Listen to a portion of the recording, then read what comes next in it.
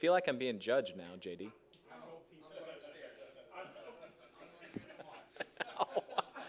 JD, sit down.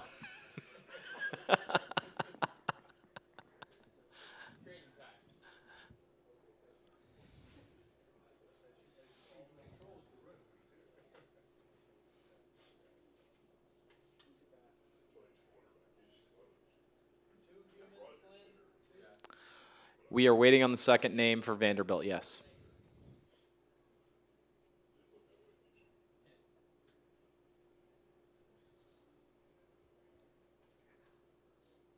Call. Hey, Jenna, do you have that second Vanderbilt name?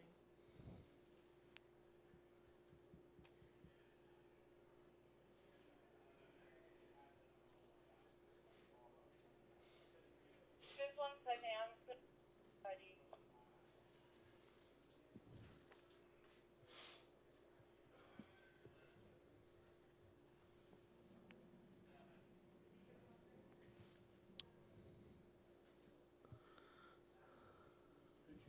Campbell or? Campbell or Norwood would be my guess. Well, their name is Tyler Campbell. So it'll just be Brian Miller and Tyler Campbell? Correct, we are on our way. Copy that. Okay, we're still gonna give the media a couple of minutes. Wait outside. Yeah, put them in the waiting room. We're due to start at 5:08. It's currently 5:04. Just when they get here. Jenna, do you want to put them in the waiting room when they get here? That's fine.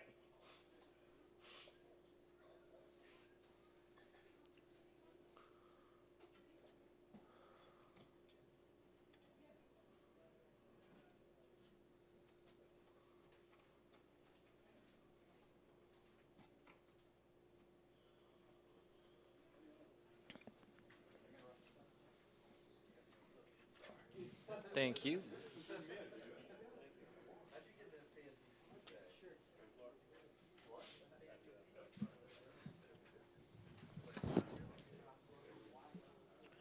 Tim Corbin, Tyler Campbell, and Brian Miller.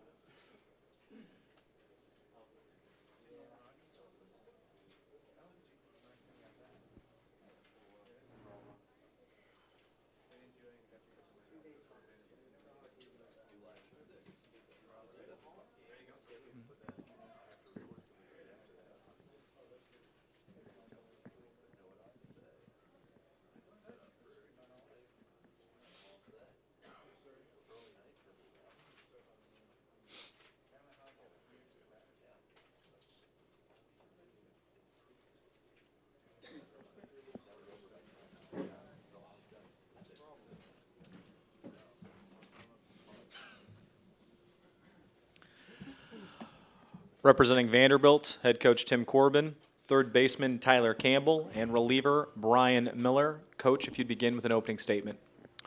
Well, we didn't get off to the start we wanted, obviously, but I thought we contained the game as we went further. Brian obviously did an outstanding job to come in his first appearance here. 2-0 on the hitter, bases loaded, 2 outs, not an easy situation at all. But I like how he got himself out of that situation and pitched the entire game, then got himself out of a bases loaded situation with a strikeout and a great play by Xander. So I think, after the first 2 innings, we pitched very, very well, played good defense, but offensively we just didn't have much today, and that's a credit to Nate. I mean, I thought he did a nice job. In order for us to win that game today, they would have had to score -1. We just didn't have an answer for him. So.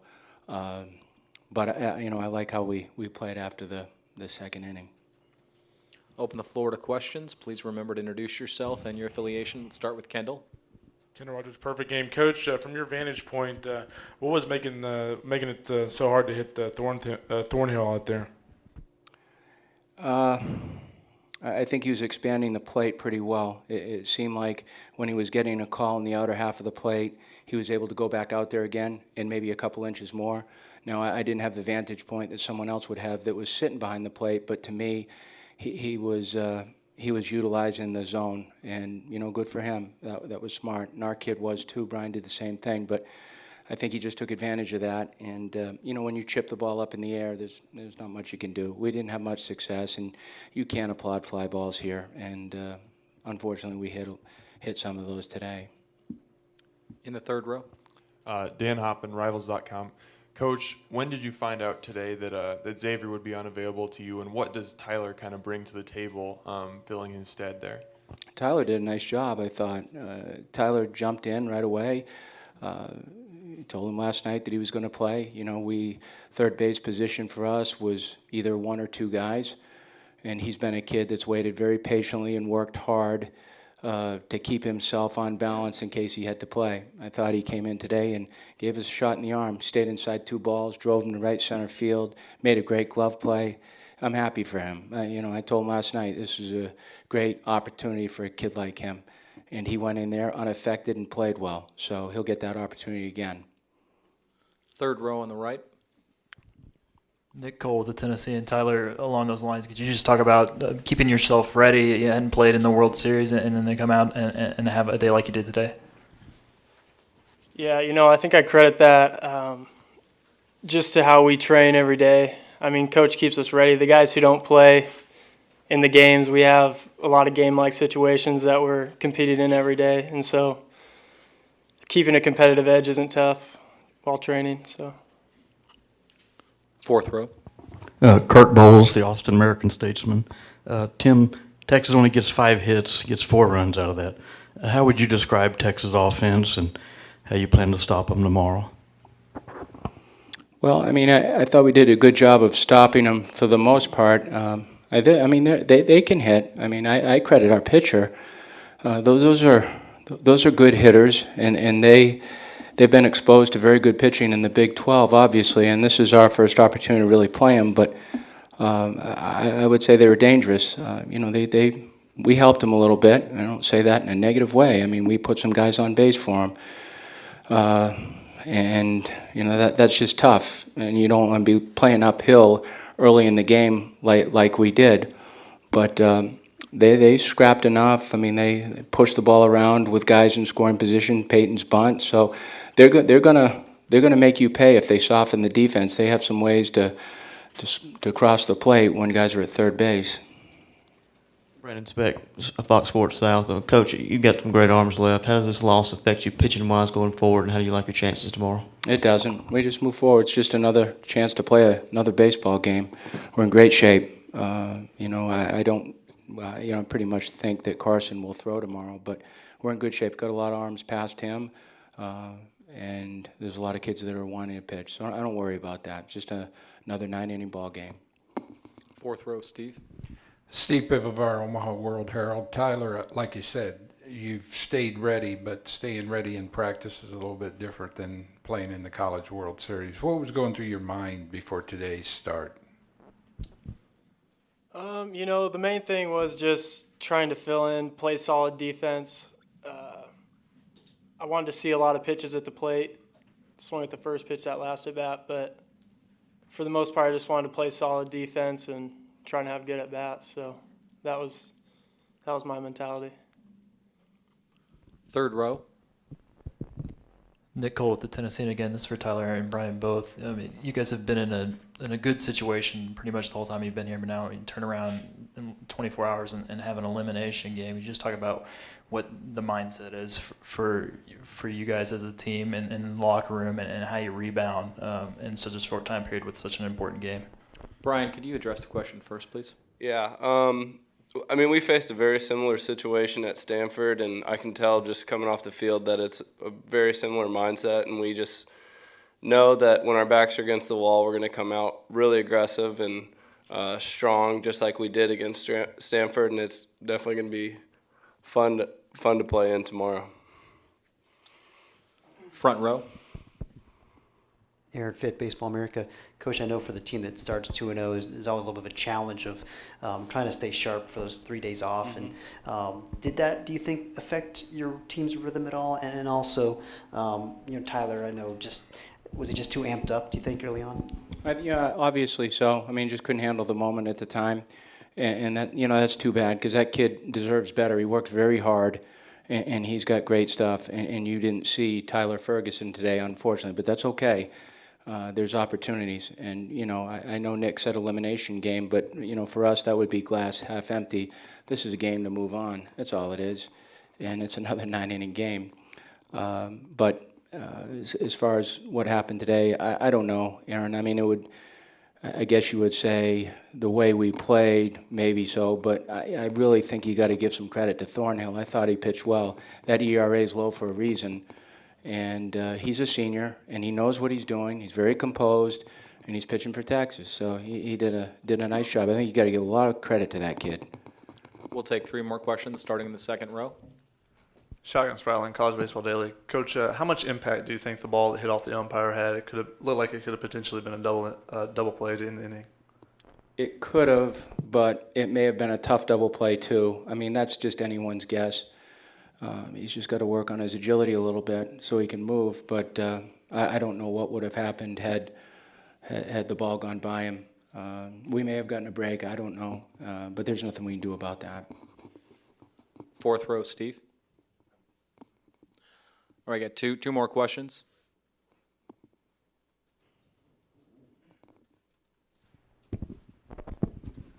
Brian, as far as pitching to Clemens coming in like you did, talk about how hard that was to do, and then the 2 triples, what kind of pitches did they hit next inning? As the situation against Clemens, I mean, you kind of come in there in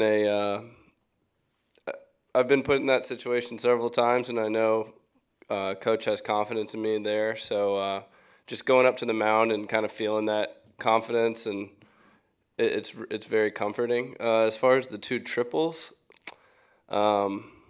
the righty, I forgot his name, but that was kind of just a fastball that ran a little too far over the middle of the plate, and he just got his hands out and right into his barrel. And then I thought the pitch to Brooks, is that his name, lefty? I thought that was a good pitch. It was down, it sunk. He just kind of snap hooked it right over the first baseman's head. But we'll take one final question. Seeing none, I'd like to thank Coach Corbin and the Vanderbilt student athletes for joining us. For individual interviews, please coordinate with the SID Kyle Parkinson. Tomorrow's game will be a TBA until we know the result of the second game today, but Vanderbilt will be the home team.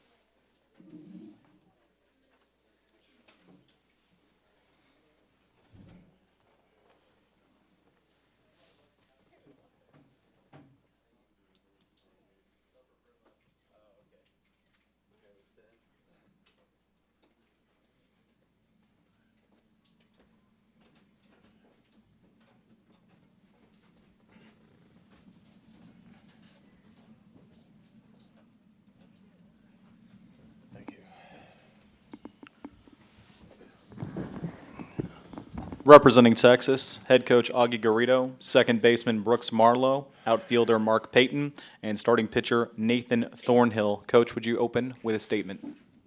Obviously the game was dominated by Nathan on the defensive side of it with good support from his teammates. We showed good patience early in the game and we took our walks that we needed to take.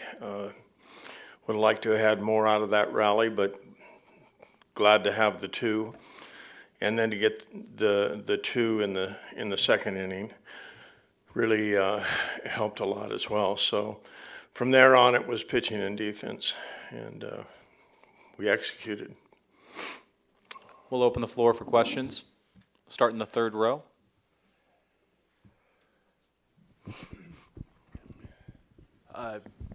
Yeah, for Nate, Brian Davis, Austin American Statesman. Were you as surprised as we were early on? Vanderbilt they just weren't swinging at pitches that were right there, and that seemed to be maybe part of their strategy was eat up pitches for you.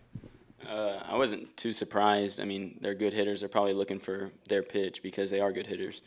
And, I mean, if they're going to take, I'm going to try to get ahead and throw my pitches, and that's what happened today. Second row. Chris Schneider, CBS Radio, Dallas. Augie, you said after that first loss that this team had what it took to come back through the loser's bracket and to do something special, and they've done that now to this point anyway. What did you see in this team that you knew this could happen? What they did early in the year was overcome all the adversities that they faced, but they never really faced serious adversities. It would be a 1-game or a 2-game loss, and then they would turn it around and play better. And they continued to get better to a point at which we moved up to 6th in the nation, and we were off to a good start halfway through the league. And then, like baseball treats everyone, it turned around on us.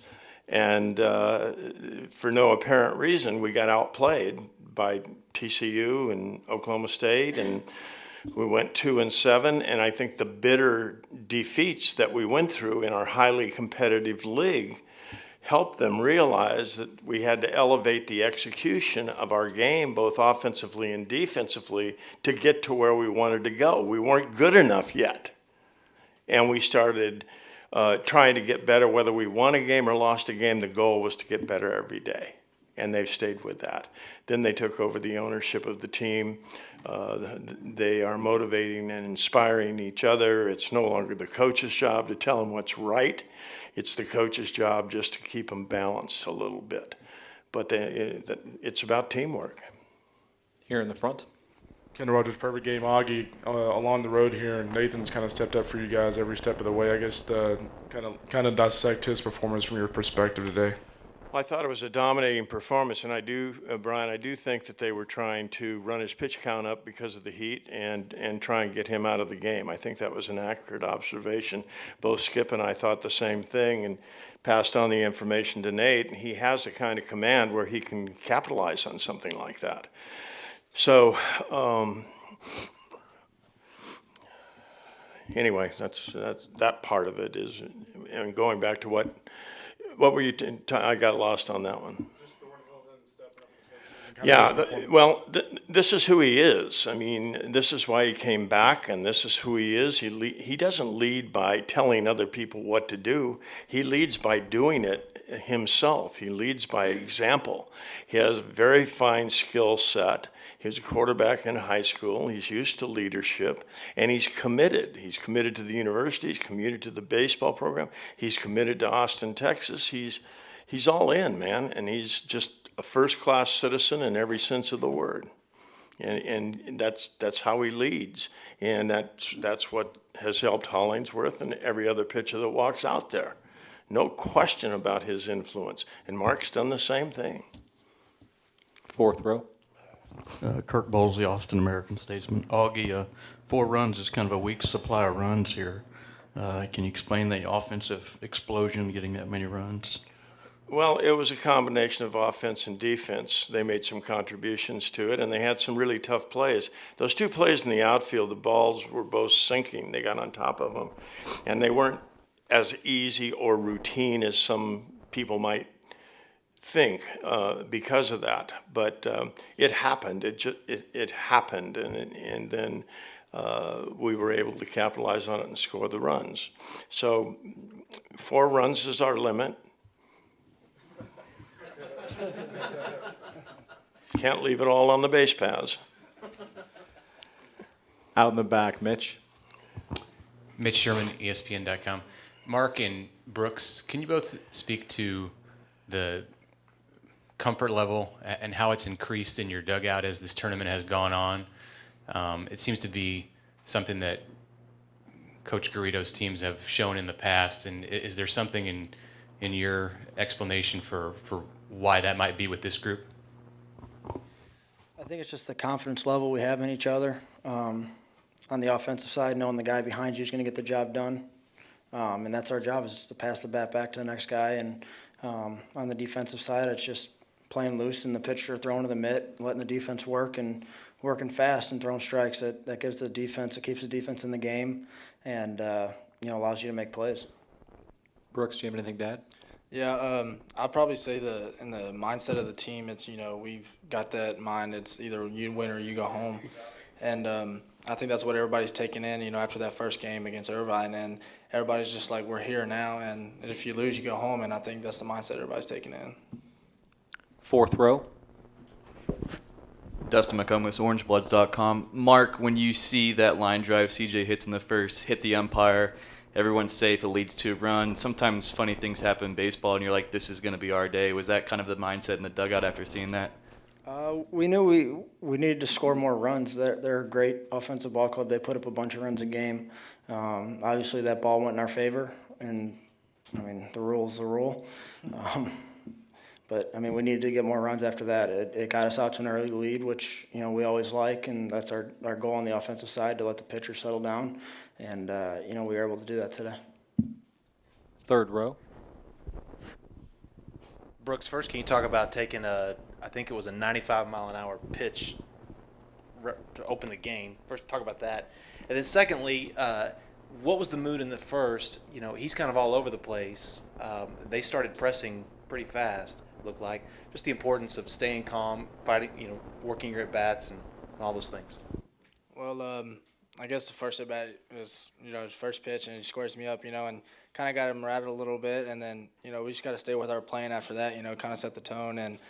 And when you see kind of a pitcher getting wild like that, you can't start chasing. You just got to let him come to you, and compete against the baseball and not the pitcher, And I think we did a good job of that early in the game, and not just pressing and trying to get hits, and just letting the game play itself.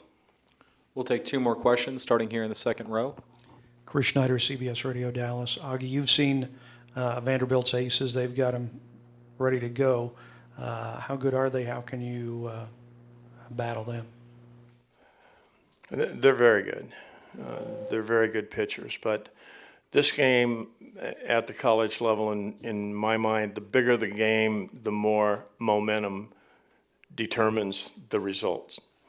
And if some things happen I must really smell bad. This fly is all over me. Anyway, my next comment was even worse, but it's really important. But momentum plays a big key. We've had pitchers come in here with 15 wins and no losses, and boy, we got it nailed down now, and the guy throws the ball all over the place because it's the championship game.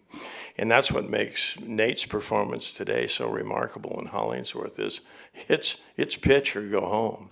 But they're very good. We'll have to try to take him out of his games by balancing out patience on the balls outside the strike zone and still be aggressive enough to hit them when they come into the strike zone. And the best thing to turn around a pitcher's confidence are about 3 or 4 line drives off pitches he thinks are good pitches. Then they start to try to do too much sometimes. We'll take one more question. Seeing none, thank you, Coach Garrido and the Texas student athletes for joining us.